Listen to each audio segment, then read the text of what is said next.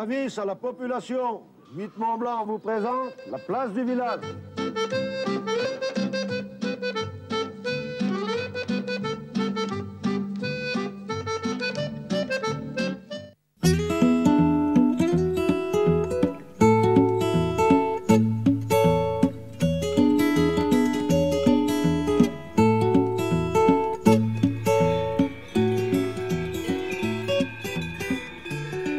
Ambiance bucolique, ambiance de montagne pour débuter cette émission. Une émission comme vous les aimez aux couleurs de la tradition. Nous sommes dans la très belle vallée des Villars en montant le col du Glandon depuis la Maurienne.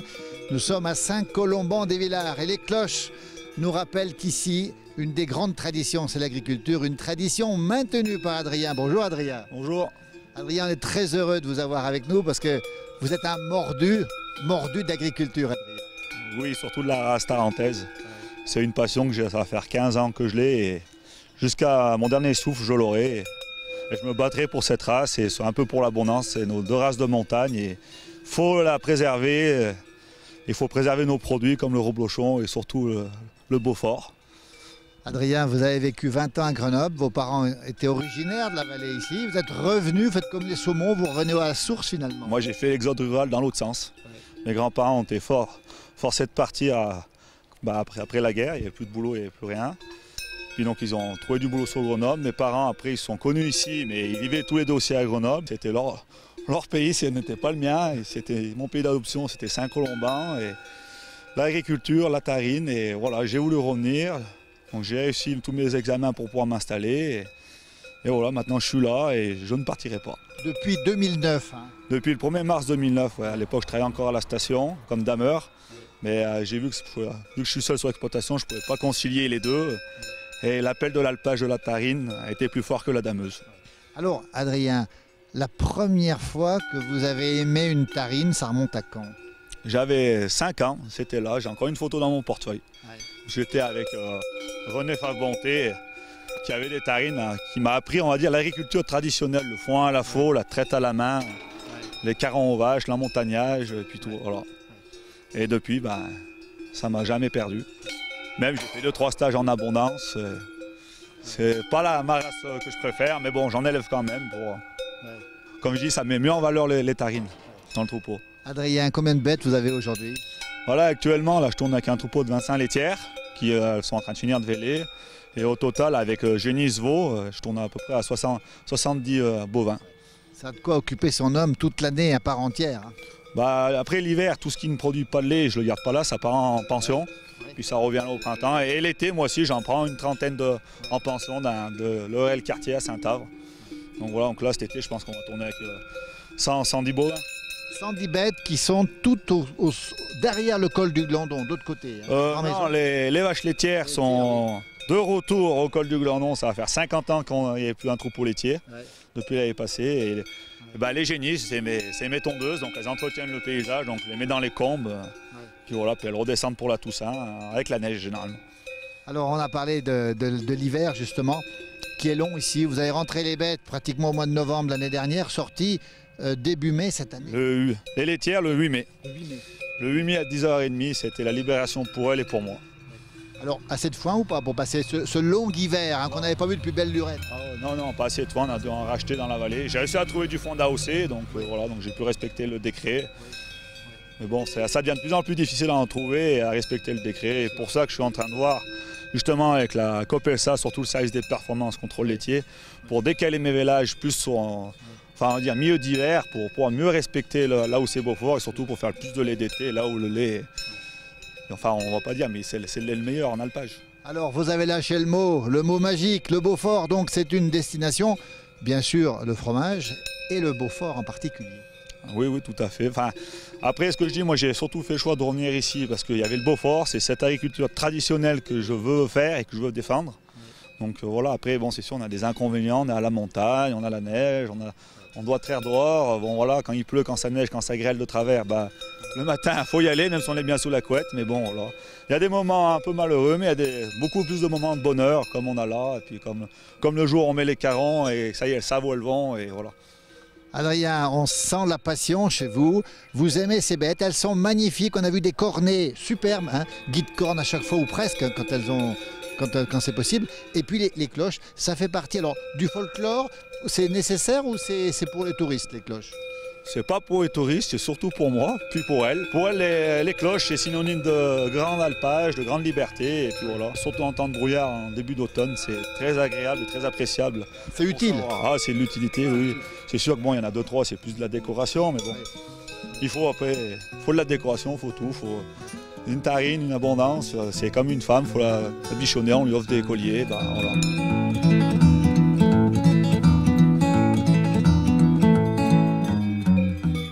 On vous sent heureux ici, c'est un véritable bonheur pour vous, Adrien, ici. Ah, ça peut être que du bonheur, c'est mon choix, j'en suis fier, je l'assume pleinement tous les jours, et voilà. Même si des fois les anciens disent que je suis un peu fou, de me lever à des heures pareilles, la traite c'est à 4 h du matin, mais bon, comme je dis, j'aime bien traire la nuit et traire tôt le soir pour justement que les vaches aient le temps de bien valoriser l'herbe et le fourrage.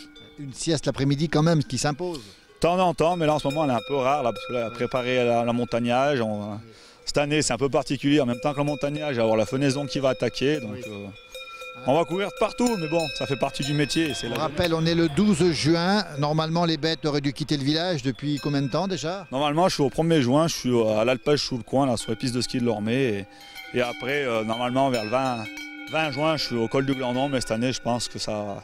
15 jours de retard à peu près? 15 jours, 3 semaines. Je pense que cette année, si tout va bien, au 1er juillet, je suis au paradis là-haut. Le paradis, il a lâché le mot, Adrien. Alors, le paradis, il est ici aussi, puisque ici, on a Saint-Colomban. C'est un petit village déjà un petit peu au bout du monde, Adrien, quand même. Oui, c'est au bout du monde, mais c'est le paradis. On le cache, on le garde, on le préserve. Et bon, des fois, il y a un peu des grands coups d'engueulade, mais bon, ça fait partie d'ici. C'est pour ça qu'on a un mauvais caractère, mais bon, c'est ce qui nous fait notre force. 80 habitants à l'année à peu près? Combien? Oui, il y a peut-être plus de vaches et de moutons que d'habitants, mais bon. Oui. Alors quand il neige, quand il y a une tempête de neige, il faut descendre dans la vallée à 7 km. C'est pas évident quand même, on est quand même un petit peu loin des commerces. Surtout que moi l'hiver, je le descends tous les jours, parce que là la COP ne vient pas chercher le lait l'hiver, donc c'est moi qui le descends, vu que je ne fais pas assez de quantité. Mais bon, cette année, c'était un hiver très rude. Oui. On a eu un service de déneigement intercommunal et privé exceptionnel. On n'a aucun reproche à leur faire qu'un grand bravo. Et j'ai été déneigé, peut-être pas le matin à 6 h, mais le soir à 4 h, je pouvais accéder à mes fourrages, à mes vaches, sans souci. Et je pense que d'autres communes peuvent prendre exemple sur nous, au niveau du déneigement. Donc ça veut dire qu'un jeune ici peut vivre durablement et c'est tout à fait viable. Hein. Ah oui, tout à fait, sinon je n'aurais pas pu faire le chemin que j'ai fait jusque-là, soutenu par la DDT, la Chambre d'agriculture. Je pense qu'au Roblochon-Beaufort, on a une valorisation du lait qui nous permet d'en vivre. La passion des vaches, le bon fromage, on rappelle la coopérative de la Chambre, hein, juste en bas, qui affine, qui transforme et affine vos fromages. Voilà, ouais, tout à fait, on travaille, la Chambre, on va jusqu'à la Toussuire-au-Corbier au ramassage, avec la chapelle et toute la vallée, tout le canton de la Chambre avec Montémont, surtout ceux qui amènent le plus de lait d'ici. Allez, le décor est planté dans cette émission. On est à Saint-Colomban, les Villards, la belle vallée des Villards, le col du Glandon, le mythique col du Glandon. Les vaches sont autour de nous, c'est la carte postale ici. On va retrouver maintenant quelqu'un que vous connaissez bien, Adrien. C'est Milus, vous le connaissez, Milus? Ah, Milus, ouais. C'est une figure du village. C'est l'emblème du village, ouais. L'emblème, on va le rencontrer maintenant. Derrière la caméra, en ce 12 juin 2013, c'est Christian Rossat. Qu'est-ce que c'est beau ici, on a envie d'y rester chez vous. Merci beaucoup. Ah, merci à vous et à bientôt.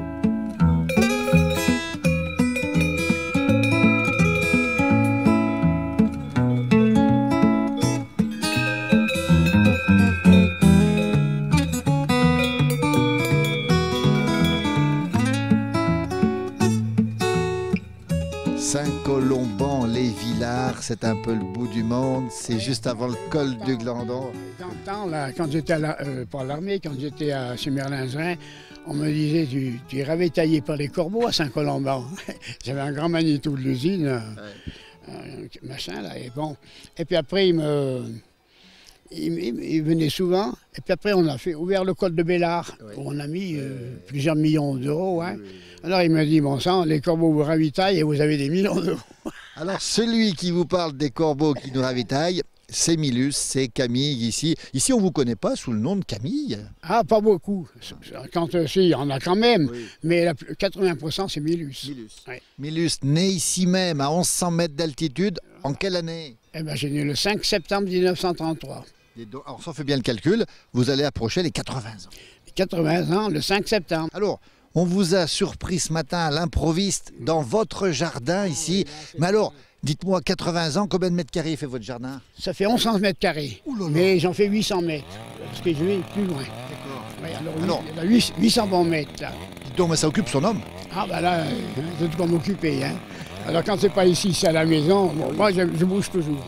Ouais. Et puis alors, on dit bouger. C'est bon de bouger, parce que je faisais quand même 93 kilos, une boule. Oui, et maintenant j'en fais 64, regarde. Oh, dis donc. Alors, regardez-moi ça. C'est le boulot. On me dit quand on arrive à un certain âge qu'on bouge tellement. Oui. Oui. Alors le docteur m'a dit qu'il fallait arrêter un peu maintenant, parce que c'est un peu trop. Vous pesez combien aujourd'hui? Maintenant 64 kilos, Eh ben, c'est parfait. sur 93. Ben, dites donc. 30 kilos, quoi. Heureusement qu'il y a les bretelles, Emilius. C'est les pantalons le plus qui me sert, celui-là, regardez. 93 kilos, 1 mètre, parce qu'on se raccourcit. Je fais 1m60, maintenant 1m57. Alors, C'est extraordinaire ça. on en vient, on se.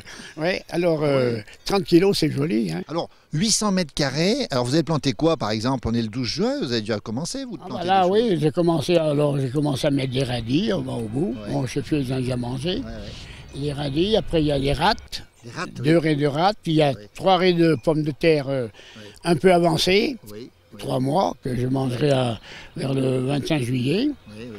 Et puis après, j'ai mis des oignons, des échalotes, de la salade, des haricots, des mange-tout. Ça veut dire que vous consommez votre propre production. Voilà, je fais ça ici. Et puis je fais aussi, parce que moi tout seul et la femme, et c'est les gosses. Bien sûr. Ils sont contents quand ils Bien viennent sûr. et de repartir avec leur cagette tranquille. Mais bien sûr. Avec du terroir de la vallée des Villards, de Saint-Colomban. Alors, beaucoup d'occupations. Alors, le petit Milus, quand il allait à l'école à Saint-Colomban-des-Villards, il y a 75 ans en arrière, comment ça se passait? Racontez-nous un peu ce village. Comment ça se passait à l'école quand on était comme ça ici? On se connaissait tous, forcément. Oui, quand on est allé à l'école, moi je vais avoir 6 ans. Parce que l'âge de raison dans le temps, maintenant je sais pas. Mais c'était 7 ans. Ah bon? Ah oui. On n'avait pas, c'était 7 ans. Tandis que maintenant, un gosse à 3 ans, il sait celui de 7 ans. Ah, c'était ça dans le temps, hein. Ah oui. L'âge de raison, il est à 7 ans. Et alors, c'était comment à l'école? Il y avait la maîtresse, c'était comment? Moi, j'étais à l'école au début avec Monsieur Traverse, Ah oui, Traversas. ah oui, Il était en dessus Saint-Jean. ah oui. Enfin, Il était gentil? oui, la maîtresse aussi, mais comme moi, je la faisais un peu enrager, alors elle m'a envoyé chez lui. Oula, Oui, et puis lui, c'est un type, c'est 2 mètres, oula. costaud. Non, il faisait rien, mais il vous prenait, puis 2-3 fois comme ça, bien sûr, 30 kilos dans le et puis après, on repartait. Moi, j'étais un peu, mais bon. Mais j'ai pas été à l'école souvent. Hein. Oui. Ah oui. Et pourquoi donc? Et dites, ma mère veut avec les 6 gosses et tout. Absolument. À 7 ans, il fallait travailler, moi. Le papa, Moi, à 7 ouais. ans, je travaillais déjà, hein. Ah oui. J'étais pas comme machin, hein. Vous faisiez quoi à 7 ans, vous? Eh ben, parce qu'on faisait les pommes de terre, on semait. J'ai eu semé 3000 kilos de pommes de terre. Oui, semé 3000 kilos. Et on vivait un peu avec les pommes de terre. On en vendait 12 à 15 000 kilos. Alors, bon sang. c'est ce qu'ils faisaient dans le temps. Bien sûr. Et on vivait avec ça. Bon, ceux qui avaient beaucoup de bêtes, ils vivaient avec le beurre et la tombe qu'ils faisaient, les machins, mais bon, puis aussi avec les pommes de terre. Dans le temps, c'était ça. Camille, 12 tonnes de pommes de terre. Vous en faisiez quoi de ces pommes de terre? Vous en mangez tous les jours? Non, mais il y a des gens qui venaient les acheter. Ah oui, Ah, vous les vendiez? On les vendait. Ah oui. Et puis ça se vendait encore assez bien, mais il fallait vendre des belles pommes de terre. Quand je vois que j'ai ma mère dans la cave, elle les trier pour les mettre dans les sacs, hein. C'est pas maintenant qu'on le fait, ça. Hein. Ah non. Ouais. Ah non. Et comme je vous dis, j'étais à l'école janvier-février, et puis au mois de mars, il fallait un champ aux chèvres. Ah oui. On sortait les chèvres dans le temps, hein. Oui. Parce qu'il y avait printemps, été, automne, hiver, maintenant il n'y a plus rien. On ne sait pas ce qu'on est maintenant. Alors vous alliez où en champ avec les chèvres? Vous montiez où? On commence derrière la maison, par là-haut, puis aller. Et puis après, on avait les chèvres et des moutons. On avait la Combe des Roches. Ah oui. Oui. Ben, dans le temps, dans la Combe des Roches, dans tout l'ensemble du chef-lieu, il y avait 500 brebis et 300 chèvres plus. Et vous étiez berger au Glandon aussi? Vous avez été berger au Glandon? À partir de 8 ans, chez ma tante. la sœur à mon père. Ah ouais. Racontez-nous un peu une journée, un petit berger, 8 ans, Milus, au col à 2000 mètres d'altitude. Non, j'étais au Sapé. Au-dessous. Chez ma tante, oui, en dessous. Ah oui. Ouais, et j'ai été depuis 8 ans jusqu'à 15 ans, oui. 16 ans, oui. Et puis j'ai été une année avec ma mère, donc en 48. J'avais pris la montagne de mon oncle, là au Châtelet. Et j'avais été avec ma mère sous le col. Ah oui. Ouais, et j'avais 28 vaches à lait.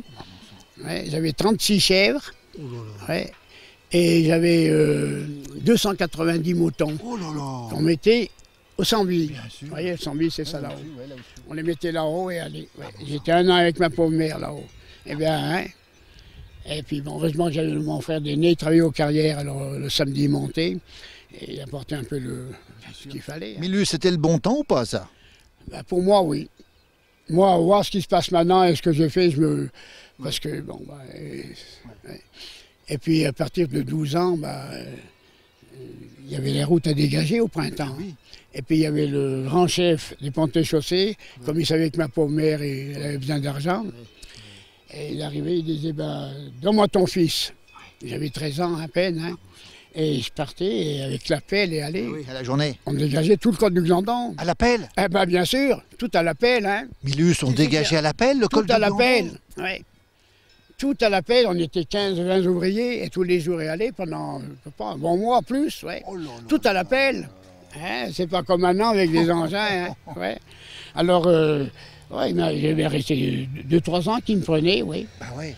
Ouais. Et puis après, j'ai travaillé aussi, j'ai travaillé plus de 3 ans, là, jusqu'à 18 ans. J'ai travaillé 3 ans pour une entreprise qu'il y avait là. Alors, je travaillais 6 mois l'été, 3, puis je faisais le foin et tout en même temps, hein.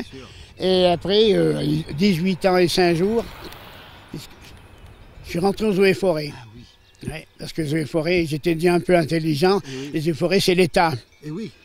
Et j'étais payé. D'ailleurs, j'ai touché une jolie retraite de 7 ans, et même la complémentaire. Et puis après, après je me suis dirigé chez Merlin-Jean à Grenoble. J'ai fait 40 ans. Vous avez quitté la vallée pour y revenir ensuite. Ouais, je voulais revenir au printemps, Oui. mais comme j'étais bien chez Merlin et tout, j'avais un joli salaire et tout, je faisais parce que je faisais quand même 300 heures par mois, ça vous dit rien, pendant 26 ans. Oui, j'étais chauffeur de Fenwick.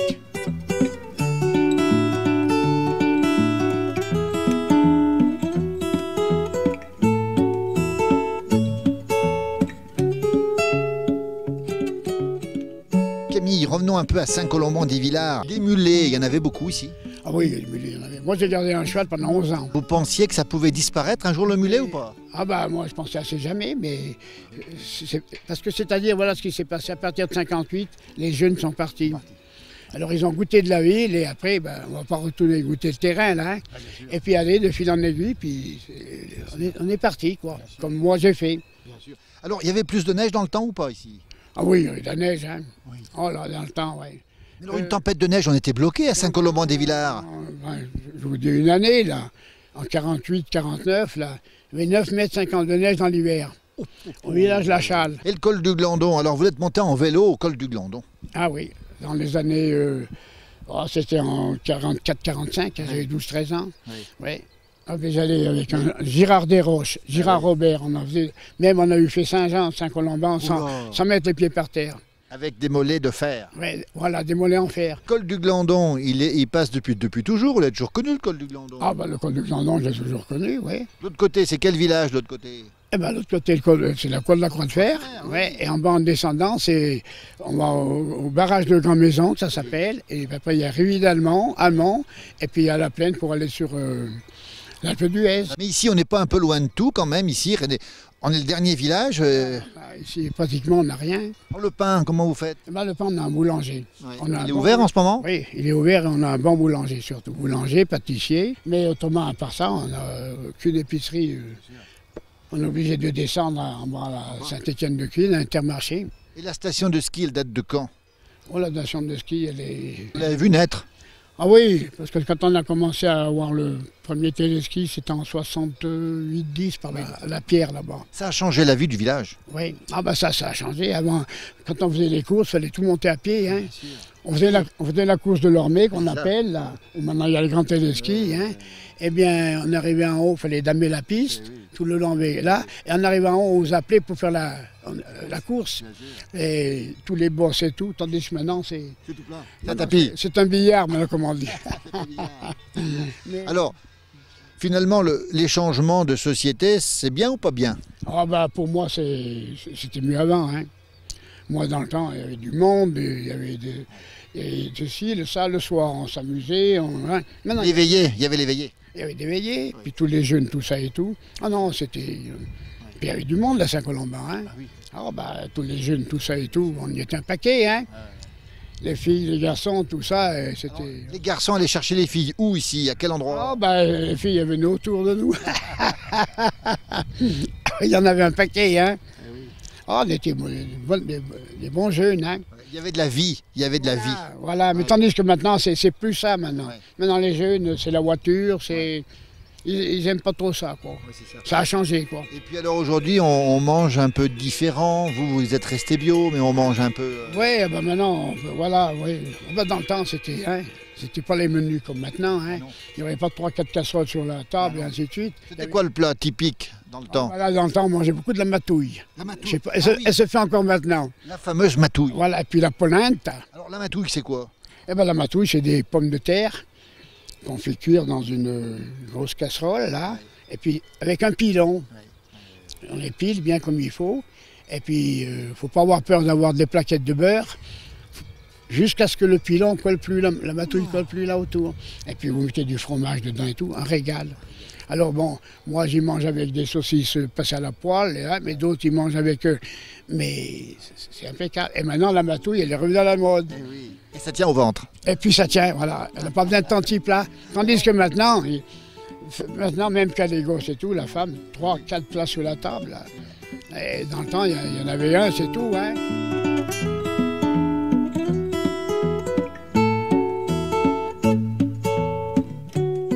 Milius, vous êtes un vrai montagnard. Ah ben moi, j'en étais un vrai parce que partir en montagne à 8 ans, puis laisser une mère à Saint-Colomban et rester 4 mois sans la voir. 4 mois, 8 ans sans la voir. Je ne descendais pas du sapé. Hein. Et votre papa est mort à l'âge de 36 ans. 36 ans. Ouais. Alors, Milius, dans votre jardin, c'est tout entouré, parce qu'il y a des animaux qui viennent ici, sinon. Hein. Ah ben là, le jardin, si on n'y ferme pas, c'est déjà, regardez, vous avez la possibilité d'y voir devant vous. C'est un sanglier, c'est quoi ça? Un gros sanglier. Oui. Et il n'a rien trouvé pour manger, et il est reparti. Quoi. Autrement dit, le sanglier rôde en permanence autour. Ah, en permanence, oui. Et puis, vous êtes venu en mobilette. Alors ça, c'est des mobilettes qu'on ne fait plus aujourd'hui. Elle a 58 ans. Elle est là, elle roule avec. Hein. Ouais. Elle a 58 ans, il y en a déjà qui l'ont regardé et qui voulaient me l'acheter sans demander de prix. Mais vous ne la vendez pas? Ah non, c'est un souvenir éternel. Ça. Ouais, c'est... Milius, on ne va pas vous déranger plus longtemps, vous avez déjà beaucoup dérangé. Ah bah bon, je ne suis pas aux pièces. Hein.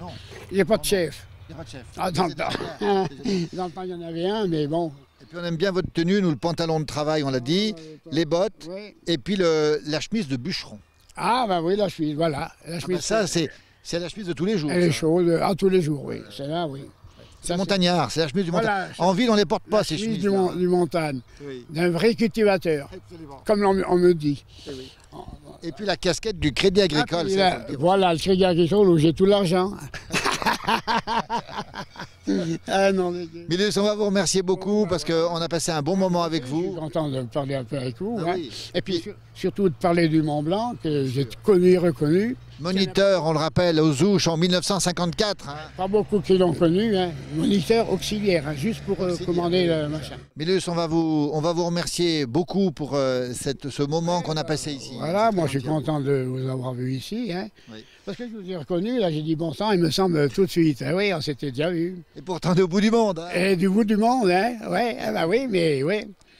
Ah bah justement, en parlant de vous ici, comme ça, il passait des gens qui venaient d'Amérique. Oui. Et je suis passé en Amérique sur le machin, oui. Milius tombé de Villars. Elle m'a dit, mais j'étais assis devant la porte, j'ai un joli chien, une chienne, pour le gibier de montagne. J'étais assis là et en passant, j'ai vu passer un machin, mais moi je n'ai pas attention. Et c'était une caméra. Alors il y en a qui étaient en Amérique, un machin, puis même avant, là. Je ne me rappelle plus du nom, hein. Ils m'ont dit, mais dis donc, t'es jolie en photo. Vous vous rendez compte? Et ben voilà, eh ben, il est repassé en Amérique. Allez, on termine cette émission. Derrière la caméra, c'était Christian Rossa en ce 12 juin 2013. On va rappeler aussi que vous pouvez nous contacter. Faites-nous un petit coucou sur Facebook. Vous connaissez Facebook, vous ? Facebook. C'est sur Internet. Ah oui, un peu, oui. Hein? Eh bien alors, ceux qui l'ont, faites-nous un petit coucou et dites-nous d'où vous nous regardez. Ça nous fait très très plaisir. Et puis c'est mon jumeau et moi-même qui vous répondrons un petit mot. N'hésitez pas à le faire en tout cas. Merci Milus, un vrai montagnard ici à Saint-Colomb. Faire, si ça se... Hein, voilà, merci à merci. vous. Bonne journée. Voilà, merci. Merci.